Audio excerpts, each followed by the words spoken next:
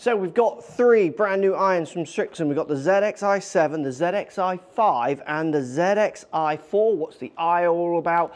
Are they any better than last year's models? Who would game them? Let's give them a full review.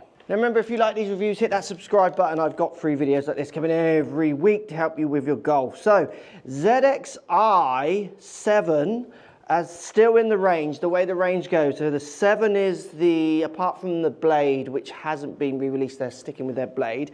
That's their more game, kind of better player, thinner lines. Then it steps to the 5, which is a real lovely combination between the looks and feel of the 7, so that gamer's kind of club.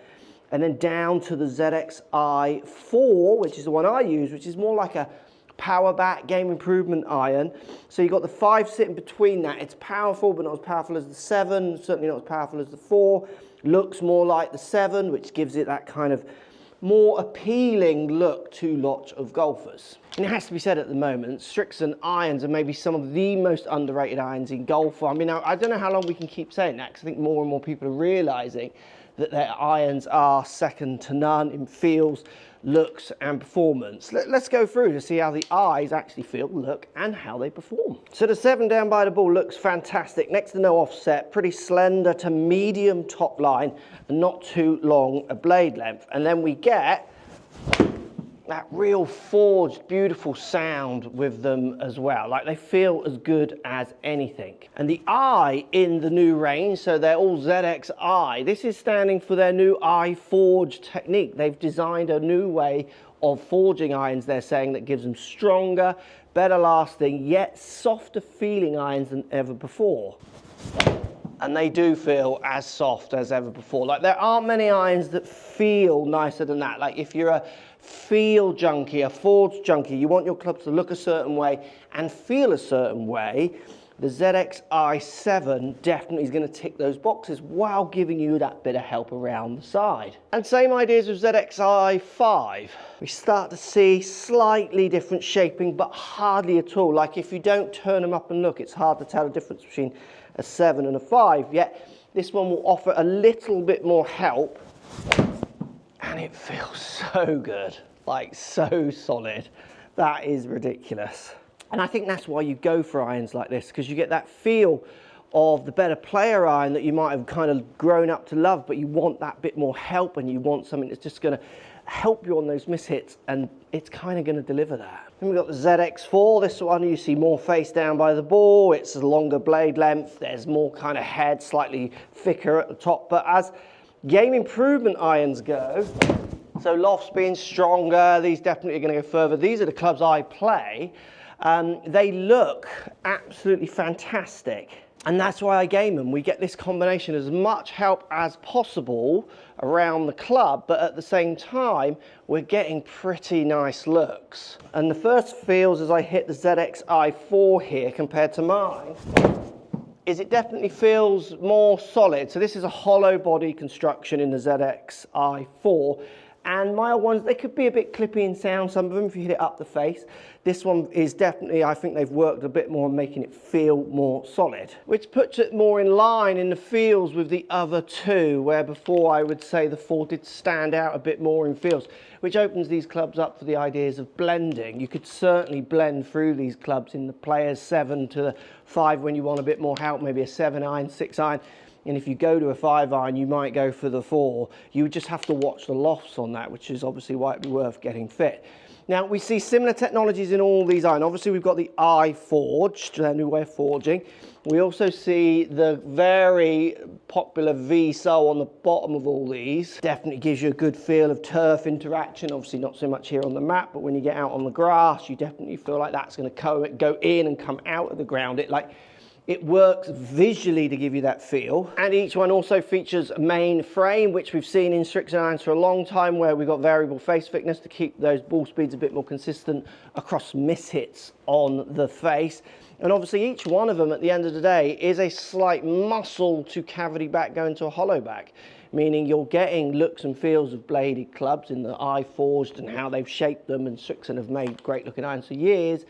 But you're also getting that help, which so many of us, me included, absolutely need.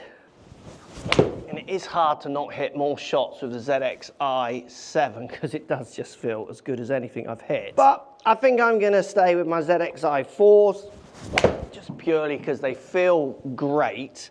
Obviously the 7 does feel more of that kind of forged beautiful, but I can get 6 irons going out 200 yards because the lofts are stronger and I've just got that help. I mean, there is an iron in this range kind of for everyone. Before we get to the numbers, let's think about the price. So the killer numbers, if you like. None of these are cheap. They are top-end clubs. They are expensive. They are a treat. You're going to need to make sure you get ones that suit you because you are spending a good amount of money on these clubs in your region. Check them out. How does those prices look for you compared to maybe other models? Maybe let me know in the comments. But I don't think any golf clubs are particularly cheap these days. Who could game these irons? And I think this is the beauty of what lots of manufacturers do nowadays, and certainly Srixon have done for a while, with having these 3 irons that do blend so much. I honestly think anyone could game any one of these sets. Meaning if a pretty average golfer came to me with the ZXi7s and they were in love with them, love the way they look and feel, I'm not going to think I could particularly improve them with a golf club. I'm not going to go, oh, you should have the 4s. Because the 7s do feel ridiculous. So I do think if you have got your heart set on a certain look, I mean, that is the ZXi7 ZXi Iron, and that has gone 200 yards as well. Like, they're all on the stronger side of good. I think most people would end up settling somewhere more in the 5. The 5 absolutely crosses over from anyone. You know, this could go from tour player to new golfer who just wants a certain look, feel or sound, or they just like the brand.